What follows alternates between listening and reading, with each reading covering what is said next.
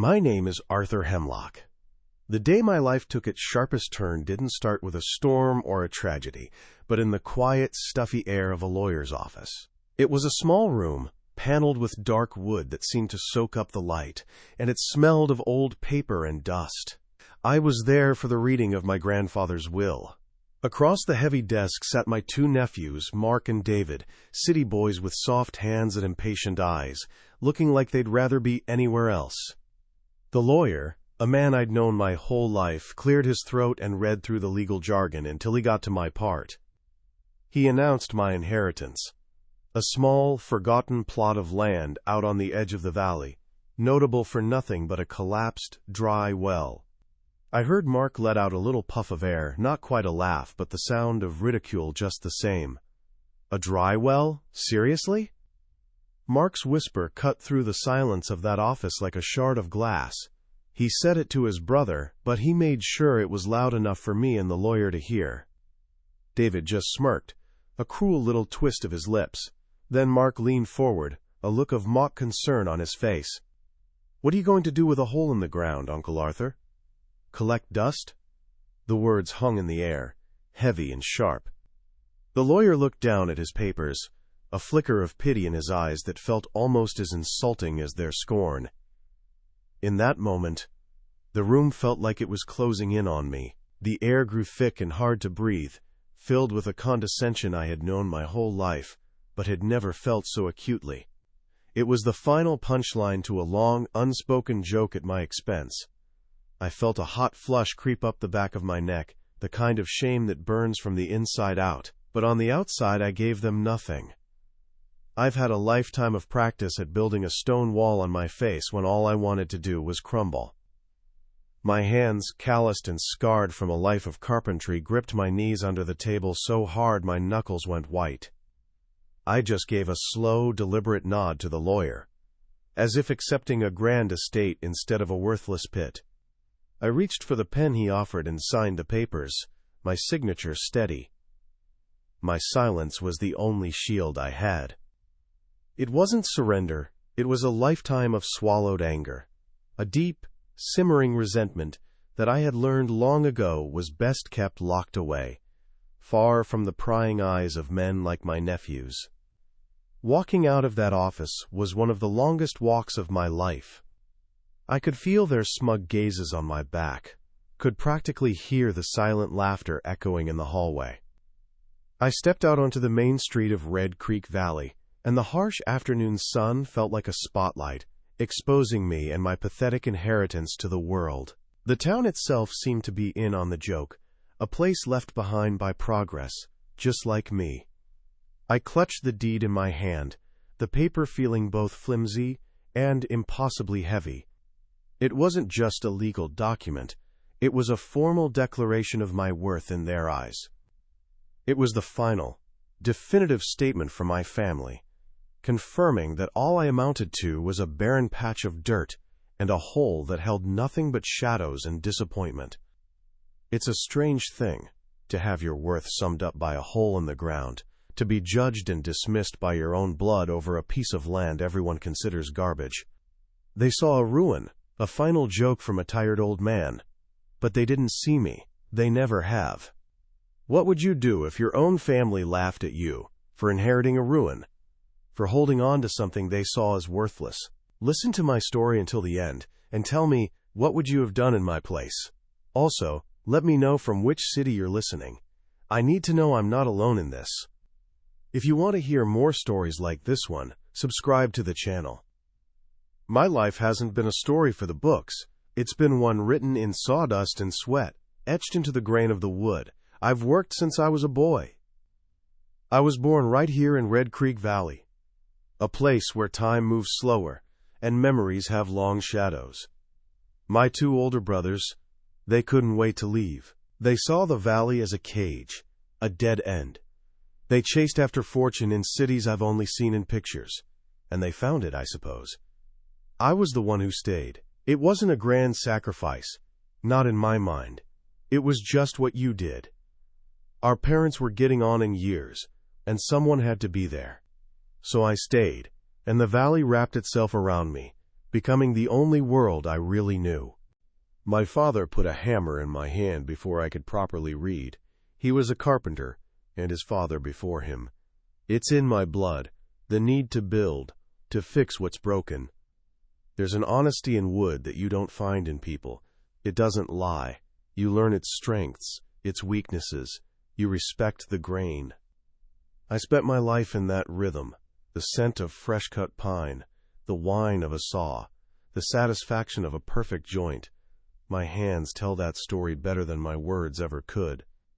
They're calloused and scarred, a map of every roof I've shingled, every frame I've built. My nephews, with their smooth, clean fingers, they look at my hands with a kind of disgust, as if they're proof of a life poorly lived. There was a time I could have left. A big construction firm from the city was hiring, and they'd seen some of my work.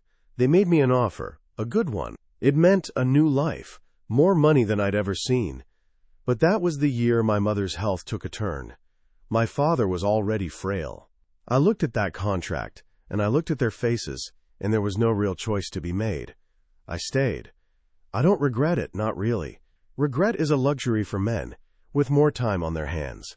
But sometimes, late at night, I wonder what that other Arthur would have been like, the one who took the train out of the valley and never looked back.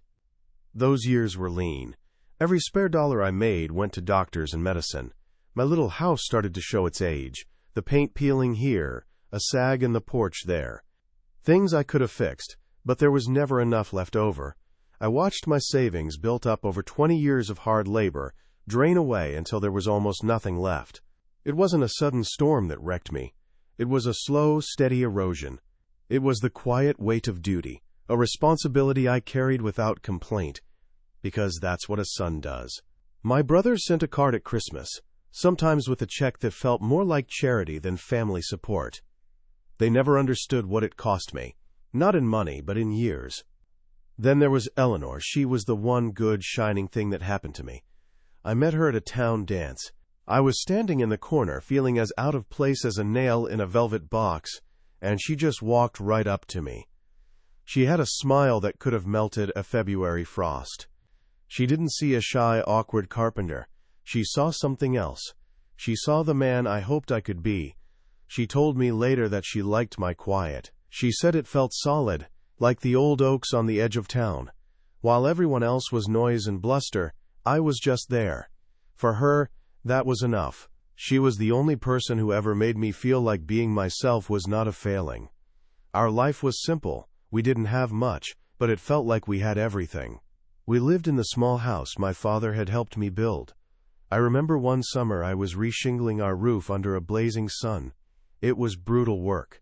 Every hour Eleanor would come out with a tall glass of cold lemonade, her face shaded by a big straw hat. She wouldn't say much, just stand there at the bottom of the ladder, watching. Her presence was all the encouragement I needed. Those small moments, they were the foundation of our world. We didn't need fancy things or big vacations. We had the shade of our porch, the smell of her baking, and the quiet understanding that passed between us without a word. That inherited plot of land, the one my nephews laughed about, it held a piece of that life. It was where Eleanor and I had our first real date, a picnic on a warm spring day. I packed a basket with sandwiches and a thermos of coffee. The well wasn't collapsed then. It was just an old stone well, circled by weeds and wildflowers. We spread a blanket not 10 feet from it. We sat there for hours, talking about everything and nothing. We dreamed of a future, a simple one, right there on that patch of forgotten ground. The land itself was worthless, even then, but that afternoon was priceless. It was the beginning of my whole life, really. I remember her tracing the lines in the old stones of the well with her finger. The mortar was crumbling, and little bits of green moss grew in the cracks. "Everything has a story, Arthur," she said, her voice soft. "Even the broken things. Maybe especially the broken things." At the time, I just nodded. They were just words, a nice thought. I didn't understand the weight of them. I didn't know that one day, I'd be the broken thing, and that well would be the only thing left connecting me to the memory of her wholeness, to the one time in my life when I felt truly seen and completely loved. It was just a place, but it was our place. Her sickness came on slowly, then, all at once. It was a thief in the night, stealing her energy, her laughter, her light. The house grew quiet. My workshop became my only sanctuary. I'd work until my muscles screamed and my hands were raw, just to numb the fear in my heart. Making something perfect and square and solid was the only way I could fight back against the chaos that was tearing our world apart. The smell of sawdust was better than the smell of antiseptic that clung to our clothes after every hospital visit. Building things was how I prayed, how I raged, how I grieved before she was even gone. She's been gone 5 years now. The silence she left behind is a physical thing. It has weight. It fills the empty chair at the kitchen table. People in town are kind, they offer their sympathies, but they don't understand. The solitude isn't about being alone. It's about the constant, aching absence of the one person who made the world make sense. My work is what keeps me grounded. The routine of it, the focus it demands. It's the only thing that pulls me from one day to the next. Without it, I think I would have just drifted away, a ghost in my own life.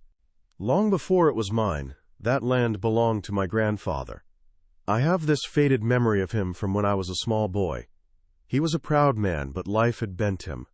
I'd see him out there by the well, not fixing it, not cleaning it, just standing there, staring down into the darkness. He never threw a stone in or called down into it. He just looked.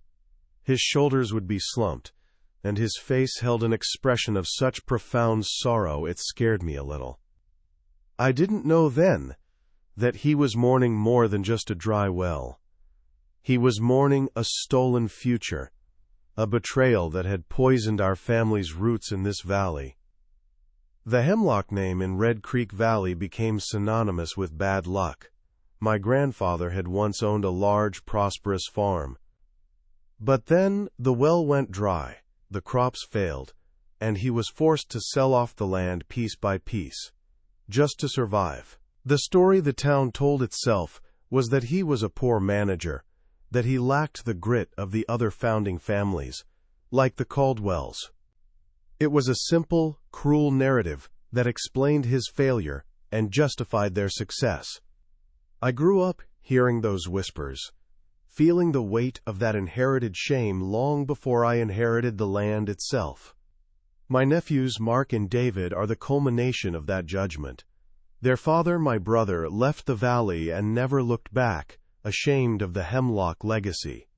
He raised his sons to see me as the embodiment of that failure, the one who stayed behind, the one who worked with his hands, the one with nothing to show for his life but calluses and a quiet house. When they laughed in that lawyer's office, they weren't just laughing at a dry well, they were laughing at me, at my entire life. It was the final verdict from a jury that had made up its mind decades ago. I think of my own father, a man of few words but deep integrity. He taught me how to use a hand plane, how to shave off paper-thin curls of wood. "Listen to it, Arthur," he'd say, his rough hand guiding mine. "Don't force it. Feel the grain. The wood will tell you what it needs." It was a lesson in patience, in paying attention, in respecting something for what it is. That's a language of the hands and the heart. My nephews, with their fancy degrees and their quick, dismissive judgments, they only know the language of the bottom line. They can't see the value in anything that can't be easily counted. One of the last things Eleanor made me promise was that I wouldn't let bitterness take root in my heart. She was so weak, her voice a fragile whisper, but her eyes were clear and fierce. "Don't you let them make you small, Arthur," she said, squeezing my hand. "Don't let their judgment shrink you. Your heart is a good, strong house. Don't let them tear it down." I have tried, every single day, to honor that promise. I have swallowed the casual insults, ignored the pitying looks, and held on to my dignity like a man holding a single candle in a storm. So when that lawyer read the will, and my nephews laughed, it was more than just an insult. It was a test. It was a challenge to that promise I made to Eleanor. That worthless plot of land, that collapsed well.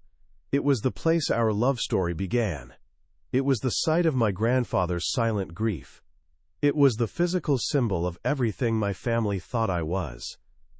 Empty, useless, a joke. Walking away would have been admitting they were right. But they don't know the stories buried in those stones. They don't know the promises I'm still keeping. And that's why, in that moment, I knew.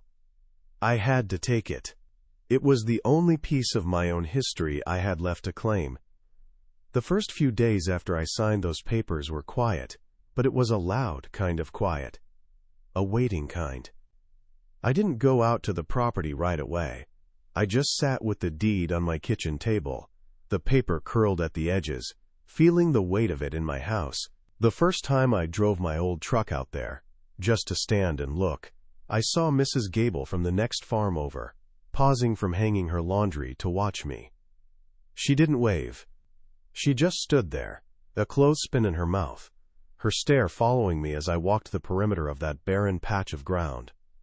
It wasn't hostile, not exactly.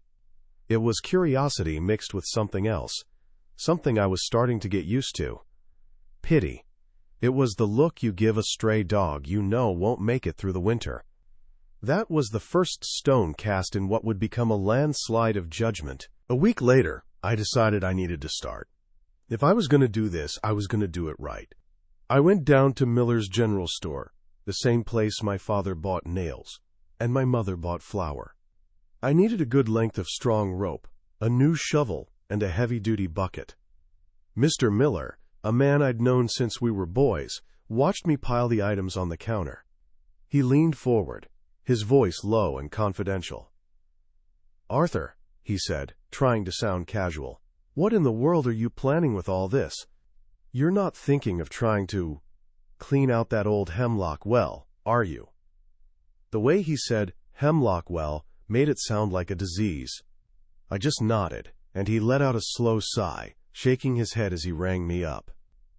He didn't say another word, but his silence was an entire conversation, and it ended with the conclusion that I had finally lost my senses. The whispers became a constant companion. My weekly breakfast at the Red Creek Diner, a ritual for over 20 years, started to feel different. Before, it was a place of easy chatter and familiar faces. Now, when I walked in, conversations would stutter and die, only to restart in hushed tones once I'd settled into my corner booth. I learned to focus on my coffee, to read the local paper with an intensity I didn't feel, but I could still hear it, little bits and pieces floating over the clatter of cutlery. Lost his mind, I'd catch from one table, chasing ghosts, from another. One morning, I heard young Billy Ray, a kid I'd taught how to frame a wall one summer, let out a chuckle and say to his friends, "Guess Uncle Arthur's planning on striking oil." The laughter that followed felt like a physical blow. My first real day of work on the property was under a blistering July sun. The ground was hard-packed clay and stone, and the weeds were thick and stubborn. I started by clearing the brush and debris from around the well's crumbling stone mouth. It was back-breaking labor, the kind my body wasn't as used to anymore. Every muscle screamed in protest. But the physical pain was almost a relief from the other kind. Cars would slow down on the dirt road that passed the property. I could feel the eyes on me, the silent judgment from behind rolled-up windows. I wasn't just a man working on his land. I was a spectacle, a piece of local gossip come to life. I was the town's new fool, and my stage was this sun-scorched patch of dirt. One afternoon, my neighbor, Tom Caldwell, a descendant of the very family that now owned most of the valley, pulled his shiny new pickup truck over. He leaned out the window, a smirk playing on his lips. "Hey there, Arthur," he called out, his voice dripping with false concern. "Looks like you're working hard. You need a hand with that?"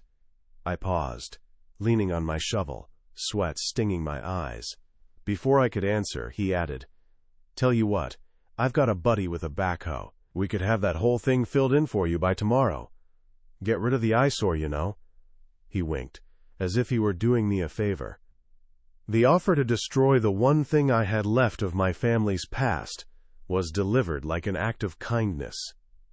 The humiliation of it was so sharp, so precise, it left me speechless. The isolation began to set in, deep and cold. My nephews, Mark and David, never called. I didn't expect them to, but the absolute silence was its own message. It was a final closing of a door, a confirmation that in their world, I no longer existed. They'd had their laugh, collected their inheritances of actual value, and had moved on, leaving me to my dusty hole in the ground. I felt a profound sense of being cut adrift, not just from them, but from the branch of the family that had succeeded. They had left the valley to escape the Hemlock legacy of failure, and by embracing the very symbol of that failure, I had confirmed all their worst assumptions about me. I was the embarrassing relative you don't talk about at dinner parties. The feeling of being an outcast was cemented at the annual church potluck. For as long as I could remember, it was a day of community, of shared food and easy conversation. I brought the sweet cornbread Eleanor used to make from her old recipe card, but this year, something was off. People were polite, but their smiles didn't reach their eyes.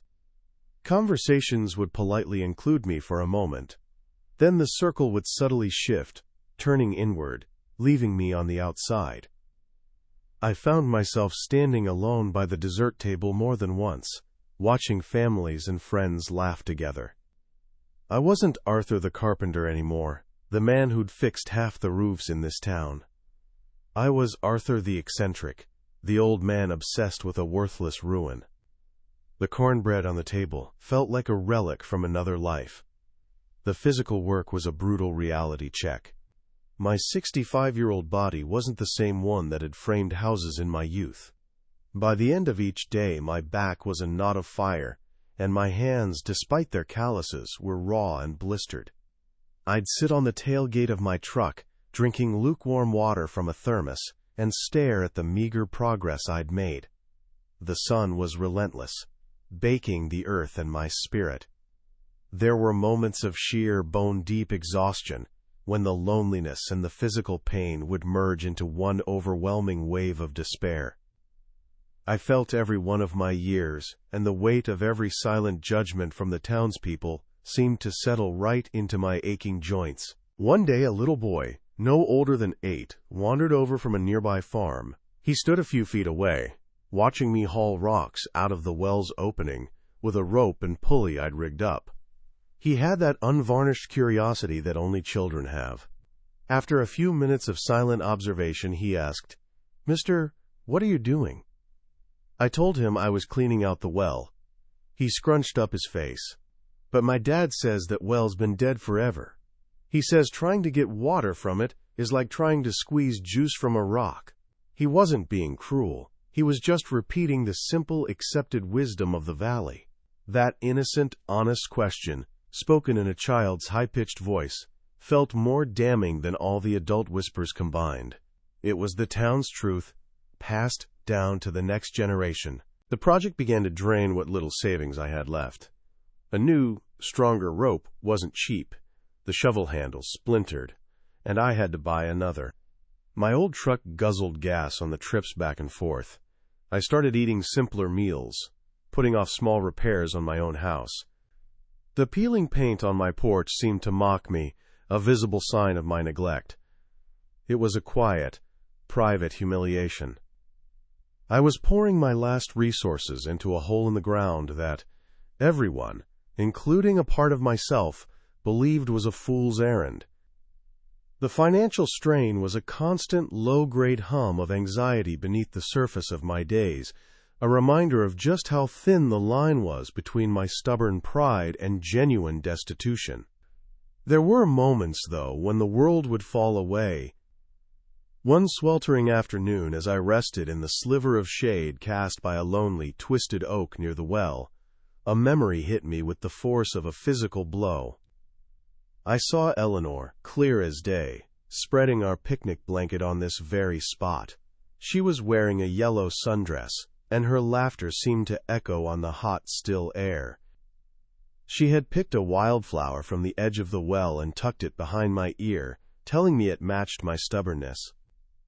The memory was so vivid, so full of life, that its fading left a hollow ache in my chest. I was surrounded by the ghosts of a better time, and my solitary work felt like a desperate attempt to call them back. Even the small, daily interactions of life became tinged with this new reality. When my mailman Frank, who I'd shared jokes with for 30 years, handed me a stack of bills, he paused. He looked from me to my dusty truck, then in the direction of the property. He didn't say anything, just gave me a long, sad look, the kind you give someone who's received bad news. He shook his head slightly, a gesture of weary resignation, and walked away. In that small, silent exchange, I saw it all. The town's consensus, the shared belief that I was a lost cause. He wasn't just delivering my mail. He was delivering the community's verdict. It was a look that said, "I'm sorry for you, Arthur." My first real setback felt like a judgment from the earth itself.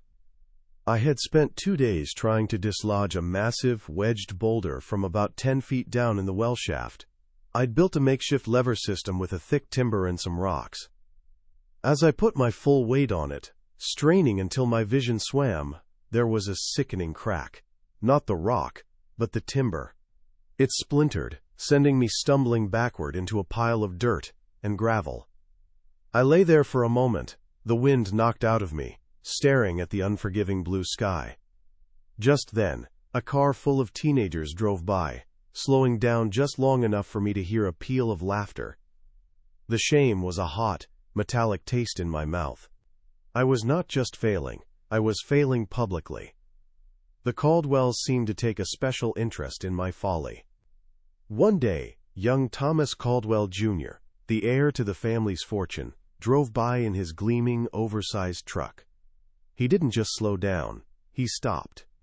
He got out and walked to the edge of my property, his hands on his hips. He surveyed my pathetic setup, the broken lever, the pile of rocks, me covered in a layer of grime. He looked at the crumbling well, then he looked at me, and a slow, arrogant smirk spread across his face. He didn't say a word. He just shook his head, got back in his truck, and sped off, kicking up a cloud of dust that settled over me like a shroud. It was a look of complete and utter contempt, the look of a king surveying the hovel of a peasant. I began to understand that my little project had become more than a personal mission. It was now a part of the town's story. It was a living piece of folklore, a story parents would tell their children about stubborn old fools. "You see that land out there?" I could almost hear them say. "That's what happens when you don't know when to quit. That's Old Man Hemlock's folly." I was no longer a person.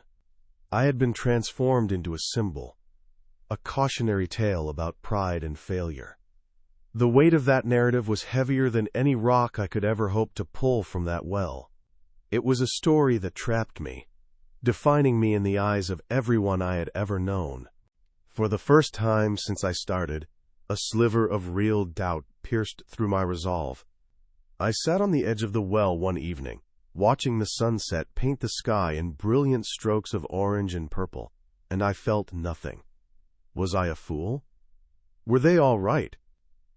Was I just an old man clinging to a memory, dishonoring Eleanor's legacy by turning it into this pathetic, public spectacle?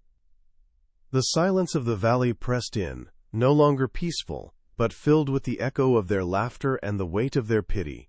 The loneliness was an ocean, and I felt myself sinking.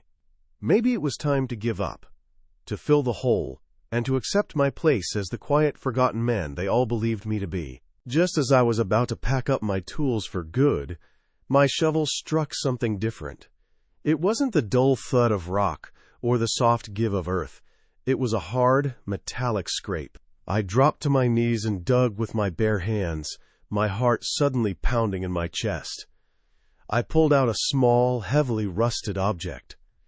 It was an old-fashioned belt buckle, the kind a man would have worn 100 years ago. It was worthless, covered in corrosion, but as I held it in my palm, I knew it wasn't just a random piece of junk. It was a piece of the past, It was proof. Proof that someone had stood here, worked here, lived here. It was a tiny whisper from history, telling me I wasn't just digging in a hole, I was digging in a story. It was enough. The final undeniable proof of my exile came a few weeks later. Every year, the town holds a Founders' Day barbecue in the community park. It's the biggest event of the summer. I've gone every year of my life. I always helped set up the tables. But this year, the week came and went, and no invitation arrived in my mailbox. I told myself it was an oversight, a mistake. But on the day of the barbecue, I saw the cars heading to the park, saw the smoke rising from the grills. That evening, I sat on my front porch and listened to the distant sound of music and laughter drifting on the breeze. There was no mistake. I had been quietly, politely, and completely removed. In their eyes, I was no longer part of the town. I was just the old fool with the worthless property, alone on the edge of the valley. And in that cold, quiet moment, I knew I had nothing left to lose. That day, when the sun was at its most punishing, and my spirit was at its lowest, my shovel hit something that wasn't stone. It wasn't the dull thud of rock or the soft give of packed earth. It was a sharp, grating scrape of metal on metal. The sound shot up the handle of the shovel and into my arms, a jolt of pure surprise. I stopped, my breath held tight in my chest. For a moment, I thought it was just an old pipe, or a piece of discarded farm equipment. But the sound was solid, final. I dropped to my knees, forgetting the ache in my back, and began to dig with my hands, clawing at the dirt and gravel like a desperate animal. Slowly, a dark rectangular shape emerged. It was a tin box, about the size of a loaf of bread, its surface covered in a thick crust of rust. It was heavy, far heavier than it should have been. Getting it open was a battle in itself. I carried it back to my truck and laid it on the tailgate. The lid was fused shut by decades of moisture and corrosion. I worked at it with the edge of my trowel, prying and scraping, the metal groaning in protest. Finally, with a last wrenching twist, the seal broke with a sigh of stale, trapped air.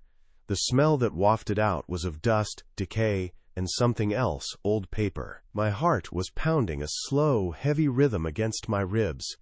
Inside, nestled in the dark, was a small, leather-bound journal, its cover warped and stiff. Beside it lay a tight roll of yellowed papers, tied with a brittle piece of twine, and a single, thick envelope, sealed with a blob of dark red wax. This wasn't junk. This was something someone had taken great care to hide. I untied the twine on the journal first. My hands, clumsy with dirt and anticipation, fumbled with the knot. I opened it carefully, the spine cracking in protest. The pages were filled with a familiar, spidery handwriting, my grandfather's. At first, the entries were what you'd expect. Notes on the weather, the price of feed, the health of his livestock. "Another dry week," he wrote. "The corn is suffering." I could feel his worry seeping through the faded ink, a ghost of anxiety reaching across 70 years. I was reading the daily chronicle of a man fighting a losing battle against the earth, a story I thought I already knew. But then, about halfway through, the tone changed. It became frantic, obsessive. The entries stopped being about the farm and started being about the well. The water level dropped another foot overnight. One entry read, "It makes no sense. The springs on Miller's Ridge are still running high. It's as if the source has been choked off." He wrote of sleepless nights, of a growing suspicion that this wasn't nature's doing. He described a gnawing feeling of betrayal, a paranoia that his neighbors dismissed as the ramblings of a desperate man. I read his words, and the pity I'd always felt for him began to curdle into something else, something sharper. I was reading the words of a man who knew he was being gaslighted by an entire community, a man watching his world being stolen from under his feet. Then I came to the last entry, dated in the fall of 1948. It was written with a shaking hand. He described following the path of the underground springs to a series of caves, several miles away, a place few people knew about. There, hidden deep inside the rock, he found it. The remains of a recent dynamite blast. The rock was shattered, the channel that fed his aquifer deliberately collapsed, and scratched into the stone nearby, almost hidden, were the initials, J.C., Josiah Caldwell, the patriarch of the family that now owned half the valley, the man who had bought up my grandfather's land for pennies on the dollar as he went bankrupt, the man whose descendants now looked at me with such casual contempt. It was all there, in my grandfather's shaky, furious script. Theft. I had to put the journal down on the truck's tailgate. The world seemed to tilt on its axis. The familiar landscape of Red Creek Valley, the hills I had known my whole life, suddenly looked alien, sinister. Every story I had ever been told, every whisper about the unlucky Hemlocks, every pitying glance, it was all a lie. A massive 70-year-old lie constructed to hide a crime. My grandfather hadn't been a failure. He had been a victim. He had been robbed, not by fate, but by his neighbor. The weight of that truth was so immense, it felt like the air had been pressed from my lungs. I was dizzy with it, with the sheer, monumental injustice of it all. With trembling hands I unrolled the other papers. They were geological surveys professionally drafted, dated 1946.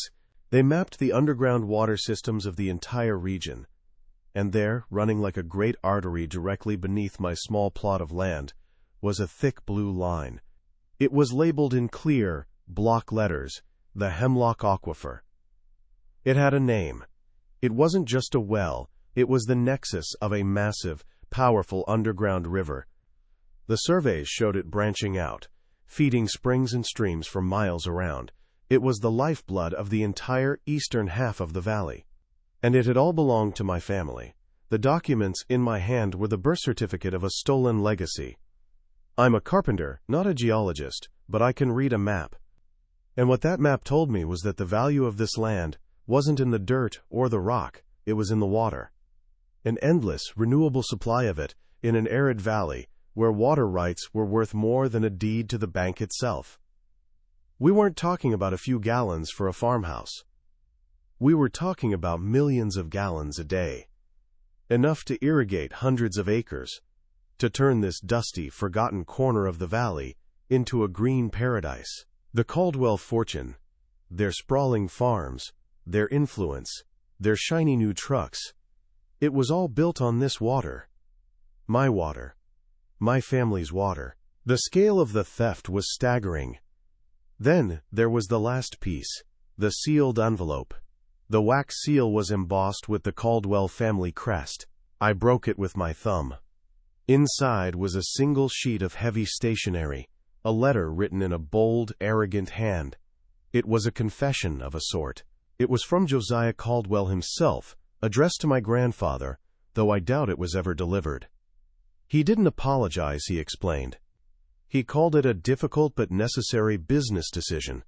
He wrote about the drought, about his duty to his own family's survival. He framed the dynamiting of the aquifer not as a crime, but as a strategic maneuver in a war for resources.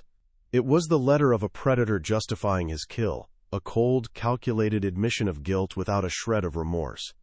The letter also explained the town's silence. Caldwell had become the valley's biggest employer. He held the mortgages on half the businesses in town. He forgave debts for those who looked the other way and made life difficult for those who didn't. He had bought their complicity. The story of the unlucky Hemlocks and the dry well wasn't just a rumor. It was a carefully crafted piece of propaganda, a myth that allowed an entire community to live with a lie because they benefited from it. They weren't just bystanders. They were accessories after the fact.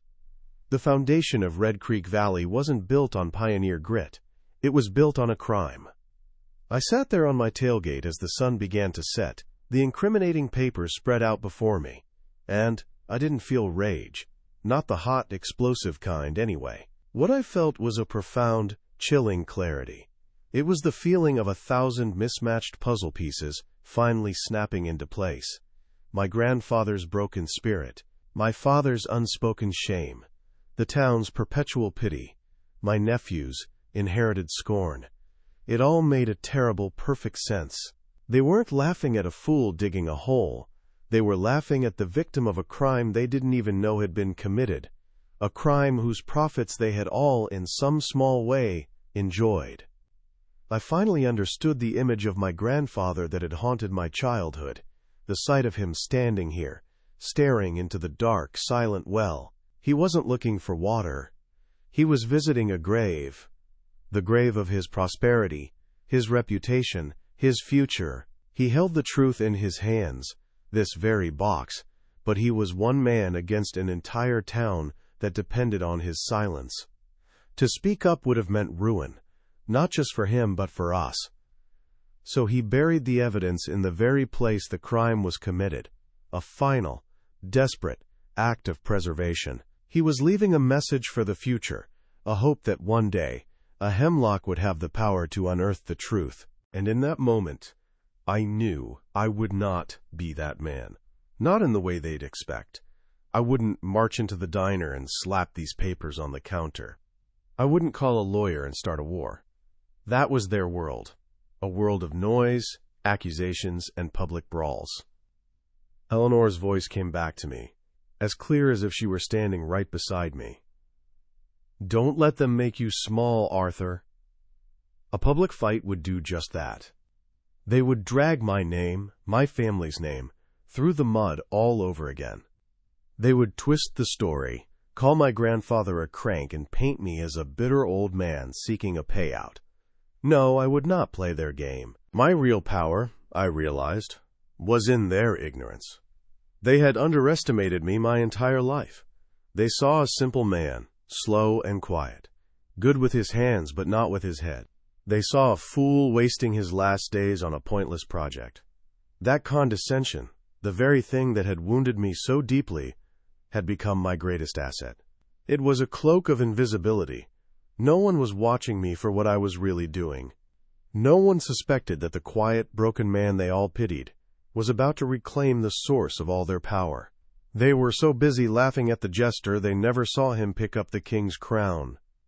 I carefully folded the letter and the surveys, placed them back in the journal, and settled everything back into the rusted tin box.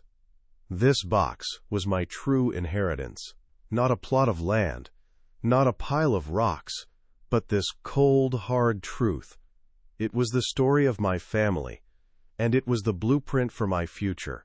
The laughter of Mark and David echoed in my memory, but for the first time, it didn't sting. It sounded pathetic. It was the laughter of fools, ignorant of the ground shifting beneath their feet. They thought they had inherited assets, but I had inherited the truth. As total darkness fell over the valley, I closed the lid of the box. I felt a lifetime of inherited shame fall away from my shoulders. I was no longer Arthur Hemlock, the town fool. I was the keeper of a secret that could shatter this valley's comfortable lies. The well wasn't a ruin. It was a monument. It wasn't the end of my family's story. It was the beginning of its reclamation. For the first time in a very long time, I wasn't just fixing something that was broken. I was preparing to build something new, right on top of the ruins of their lies, and I knew, with absolute certainty, exactly what my first move would be. I drove home that night with the tin box on the seat beside me, a silent passenger holding the weight of 70 years. The desire for revenge, for shouting the truth from the rooftops, burned hot in my gut for about an hour. I imagined storming into the diner, slapping the Caldwell letter down on Tom's table. I imagined the chaos, the accusations, the town turning on itself.